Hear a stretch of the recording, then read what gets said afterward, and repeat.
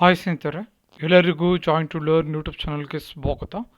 ಇವತ್ತಿನ ಒಂದು ಕ್ಲಾಸ್ನಲ್ಲಿ ಗ್ರಾಮೀಣ ಕುಡಿಯುವ ನೀರು ಮತ್ತು ನೈರ್ಮಲ್ಯ ಇಲಾಖೆಯಲ್ಲಿ 200 ಎಇ ಹಾಗೂ 52 ಜೆಇಇ ಹುದ್ದೆಗಳಿಗೆ ಅಧಿಸೂಚನೆ ಶೀಘ್ರದಲ್ಲಿ, ಈ ವಿಷಯದ ಕುರಿತು ಡಿಸ್ಕಷನ್ ಮಾಡೋಣ.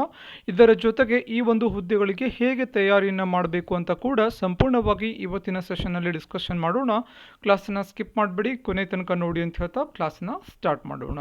ಸೊ ಇಲ್ಲೊಂದು ಸ್ಕ್ರೀನ್ ಶಾಟನ್ನು ನೀವು ನೋಡ್ತಾ ಇದ್ದೀರಾ. ಈ ಸ್ಕ್ರೀನ್ ಶಾಟಲ್ಲಿ ಏನು ಬರೆದಿದ್ದಾರೆ ಅಂತ ಹೇಳಿ ಒಂದ್ಸಲ ಓದ್ಕೊಂಬಿಡಿ.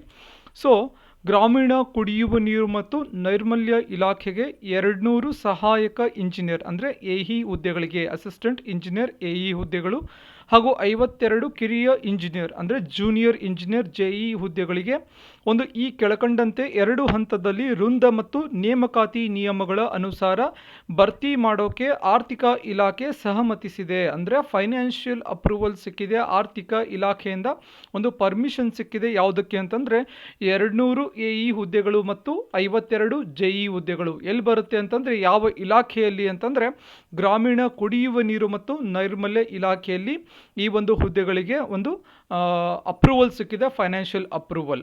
ಸೊ ಇದಕ್ಕೆ ಸಂಬಂಧಿಸಿದಂತೆ ಯಾರು ಎಲಿಜಿಬಲ್ ಇದ್ದೀರಾ, ಸೊ ಯಾರು ಇದಕ್ಕೆ ಎಲಿಜಿಬಲ್ ಇರ್ತಾರೆ, ಇವತ್ತಿನಿಂದಲೇ ನೀವು ಪ್ರಿಪ್ರೇಷನನ್ನು ಸ್ಟಾರ್ಟ್ ಮಾಡ್ಬೋದು. ಸೊ ಸದ್ಯದಲ್ಲೇ ಒಂದು ನೋಟಿಫಿಕೇಶನ್ ಆಗುವಂಥ ಸಾಧ್ಯತೆ ಇರುತ್ತೆ. ಸೊ ಐದರ್ KPSC ಅವರು ನೋಟಿಫಿಕೇಶನ್ ಮಾಡ್ಬೋದು, ಅಥವಾ KEAದವರು ನೋಟಿಫಿಕೇಶನ್ ಮಾಡ್ಬೋದು. ಸೊ KPSC ಅವರು ಮಾಡಿದ್ರು ಕೂಡ ಎಕ್ಸಾಮನ್ನು ಕಂಡಕ್ಟ್ ಮಾಡ್ತಾರೆ, KEAದವರು ಮಾಡಿದ್ರು ಕೂಡ ಎಕ್ಸಾಮನ್ನು ಕಂಡಕ್ಟ್ ಮಾಡ್ತಾರೆ. ಸೊ ಬೇಸ್ಡ್ ಆನ್ ಒಂದು ಎಕ್ಸಾಮ್ ಇರುತ್ತೆ, ಕಾಂಪಿಟೇಟಿವ್ ಎಕ್ಸಾಮ್ ಮೇಲೆ ಈ ಒಂದು ಹುದ್ದೆಗಳನ್ನು ಭರ್ತಿ ಮಾಡಲಾಗುತ್ತೆ. ತುಂಬ ಜನ ಗೊತ್ತಿರಲ್ಲ, ರೀಸೆಂಟಾಗಿ ಡಿಗ್ರಿ ಕಂಪ್ಲೀಟ್ ಆದವ್ರಿಗೆ ಒಂದು ಐಡಿಯಾ ಇರೋದಿಲ್ಲ ಯಾವ ರೀತಿ ಈ ಒಂದು ಹುದ್ದೆಗಳಿಗನ್ನ ಭರ್ತಿ ಮಾಡ್ತಾರೆ ಅಂತಂದರೆ based on competitive exam 2 paper ಇರುತ್ತೆ. ಒಂದು GS1 ಅಂತ ಇರುತ್ತೆ, ಅಂದರೆ ಜನರಲ್ ನಾಲೆಡ್ಜ್ ಪೇಪರ್ ಇರುತ್ತೆ. ಸೆಕೆಂಡ್ ಪೇಪರ್ ಟೆಕ್ನಿಕಲ್ ಪೇಪರ್ ಇರುತ್ತೆ. ಸೊ ಇಲ್ಲಿ ಎಲಿಜಿಬಲ್ ಯಾರು ಇರ್ತಾರೆ ಈ ಒಂದು ಹುದ್ದೆಗಳಿಗೆ ಅಂತಂದರೆ BE ಸಿವಿಲ್ ಮಾಡಿದವರು ಎಲಿಜಿಬಲ್ ಇರ್ತಾರೆ. ಸಪೋಸ್ ನೋಟಿಫಿಕೇಶನ್ ಆದಮೇಲೆ ಗೊತ್ತಾಗುತ್ತೆ ಇನ್ ಡೀಟೇಲ್, ನೋಟಿಫಿಕೇಶನ್ ಇನ್ನೂ ರಿಲೀಸ್ ಆಗಿಲ್ಲ, ಅಫಿಷಿಯಲ್ ನೋಟಿಫಿಕೇಶನ್ ರಿಲೀಸ್ ಆದಮೇಲೆ ಗೊತ್ತಾಗುತ್ತೆ ಯಾರ್ಯಾರು ಇದಕ್ಕೆ ಎಲಿಜಿಬಲ್ ಇರ್ತಾರೆ ಅಂತ. ಸೊ ಒಂದು ಪೇಪರ್ ಮಾತ್ರ ಕಾಯಂ ಇದ್ದೇ ಇರುತ್ತೆ, ಅದು ಯಾವುದು ಅಂತಂದರೆ GK ಪೇಪರ್. ಸೊ ಕಂಪಲ್ಸರಿ ಇದ್ದೇ ಇರುತ್ತೆ. ಸೊ GK ಪೇಪರ್ ಅಂದ ತಕ್ಷಣ ತುಂಬ ಜನ ಗೊತ್ತಿರಲ್ಲ.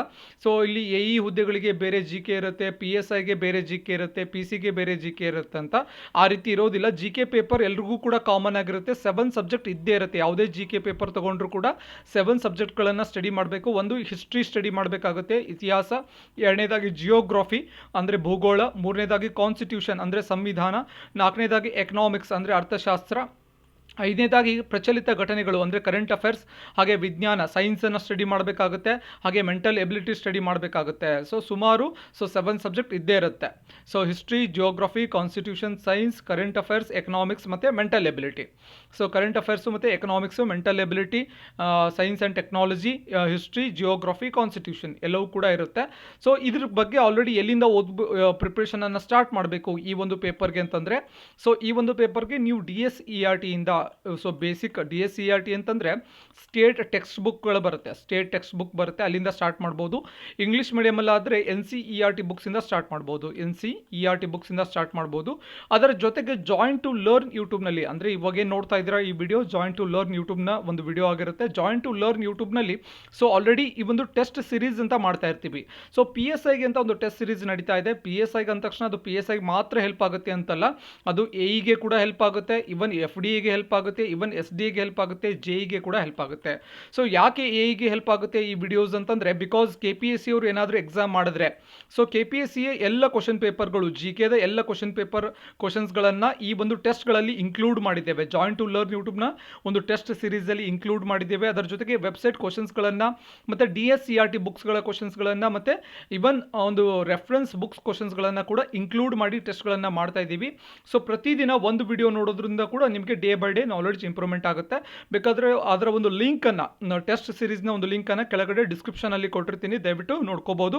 ಹಾಗೆ ಕರೆಂಟ್ ಅಫೇರ್ಸನ್ನು ನೀವು ವಾಚ್ ಮಾಡ್ಬೋದಾಗುತ್ತೆ. ಕರೆಂಟ್ ಅಫೇರ್ಸ್ ಹೇಗೆ ಸ್ಟಡಿ ಮಾಡಬೇಕು ಈ ಒಂದು ಎಕ್ಸಾಮ್ಗೆ ಅಂತಂದರೆ, ಪ್ರಜಾವಾಣಿ ನ್ಯೂಸ್ ಪೇಪರಿಂದ ನೀವು ಸ್ಟಡಿ ಮಾಡ್ಬೋದು. ಪ್ರಜಾವಾಣಿ ನ್ಯೂಸ್ ಪೇಪರ್ ನಮಗೆ ಓದೋಕ್ಕಾಗಲ್ಲ ಅಂತಂದರೆ ಜಾಯಿನ್ ಟು ಲರ್ನ್ ಯೂಟ್ಯೂಬ್ನಲ್ಲಿ ಕರೆಂಟ್ ಅಫೇರ್ಸ್ ಅನಾಲಿಸಿಸ್ ವಿಡಿಯೋಸ್ ಬರ್ತಾ ಇರುತ್ತೆ, ಅಲ್ಲೂ ಕೂಡ ನೋಡ್ಕೋಬೋದು.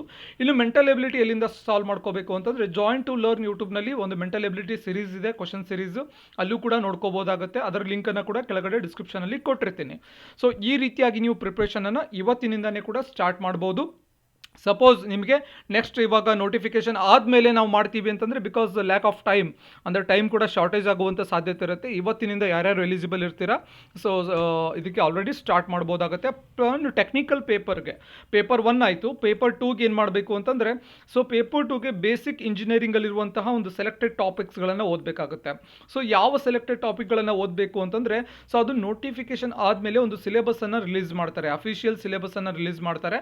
ಸೊ ಆ ಒಂದು ಸಿಲೆಬಸ್ಸಲ್ಲಿ ಏನು ಕಂಟೆಂಟ್ ಇರುತ್ತೆ ಅಷ್ಟನ್ನು ನೀವು ನೋಡಿಕೊಂಡ್ರೆ ಸಾಕಾಗುತ್ತೆ. ಸೊ ಯಾವುದೇ ರೀತಿಯಾದಂತಹ ಬೇರೆ ಬುಕ್ಸ್ ಓದುವಂಥ ಅವಶ್ಯಕತೆ ಇರೋದಿಲ್ಲ. ಸೊ ಅದರ ಸಿಲೆಬಸ್ ಅನುಸಾರ ಬೇಸಿಕ್ ಇಂಜಿನಿಯರಿಂಗಲ್ಲಿರುವಂತಹ ಒಂದು ಸೆಲೆಕ್ಟೆಡ್ ಟಾಪಿಕ್ಗಳನ್ನು ಓದ್ಕೋಬೇಕಾಗುತ್ತೆ.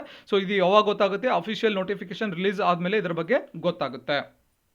ಸೊ ಇಷ್ಟು ಇದರ ಒಂದು ಇನ್ಫಾರ್ಮೇಷನ್ ಮತ್ತು ಯಾವ ರೀತಿ ತಯಾರಿ ಆಗಬೇಕು ಇವತ್ತಿನಿಂದ ಅಂತ ಹೇಳಿ ಒಂದು ಇನ್ಫಾರ್ಮೇಷನ್ ಇತ್ತು.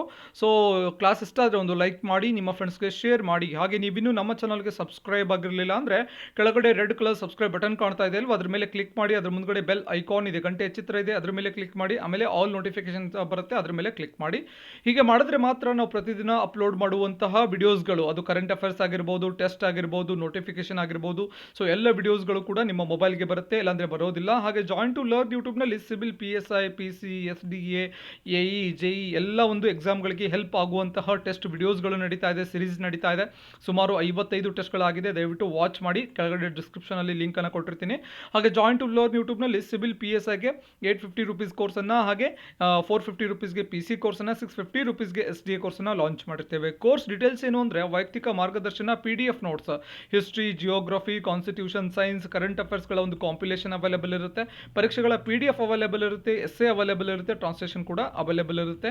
ಹೆಚ್ಚಿನ ಮಾಹಿತಿಗಾಗಿ ಈ ಒಂದು ನಂಬರ್ಗೆ ಕಾಂಟ್ಯಾಕ್ಟ್ ಮಾಡಬಹುದು. ರಿಜಿಸ್ಟರ್ ಆಗುವ ವಿಧಾನ ಏನು ಅಂತಂದರೆ 850 or 450 or 650 PhonePe or Google Pay ಮಾಡಿ. ಸ್ಕ್ರೀನ್ಶಾಟ್ ನಿಮ್ಮ ಹೆಸರು, civil PSI 2021 or PC 2021 or SDA 2021 ಅಂತೇಳಿ ಒಂದು ವಾಟ್ಸ್ಆ್ಯಪ್ ಮೆಸೇಜ್ ಮಾಡೋದ್ರ ಮುಖಾಂತರ ಜಾಯ್ನ್ ಆಗ್ಬೋದು. ಇವನ್ ಕಾಲ್ ಕೂಡ ಮಾಡಿ ಎನ್ಕ್ವೈರಿ ಕೂಡ ಮಾಡ್ಬೋದು. ಹಾಗೆ ಕೆಳಗಡೆ ಡಿಸ್ಕ್ರಿಪ್ಷನಲ್ಲಿ join to learn Telegram link ಅನ್ನು ಕೊಟ್ಟಿರ್ತೀನಿ, ಅಲ್ಲೂ ಕೂಡ ಜಾಯ್ನ್ ಆಗಿ ಫಾಲೋ ಮಾಡಿ. ಹಾಗೆ ಇವನ್ ಇನ್ಸ್ಟಾಗ್ರಾಮಲ್ಲಿ ಜಾಯಿನ್ ಟು ಲರ್ನ್ ಒಂದು ಪೇಜ್ ಇದೆ, ಅಕೌಂಟ್ ಇದೆ, ಅಲ್ಲೂ ಕೂಡ ಜಾಯಿನ್ ಟು ಲರ್ನ ಫಾಲೋ ಮಾಡ್ಬೋದು ಅಂತ ಹೇಳ್ತಾ, ಸೊ ಎಲ್ಲ ಒಂದು ಎಕ್ಸಾಮ್ಸ್ಗಳ ಒಂದು ಅಪ್ಡೇಟ್ಸ್ ಬರ್ತಾ ಇರುತ್ತೆ. ಮತ್ತೆ ಮುಂದಿನ ಸೆಷನಲ್ಲಿ ಮತ್ತೊಂದು ವಿಷಯದ ಕುರಿತು ಮಾತನಾಡೋಣ. ಧನ್ಯವಾದಗಳು.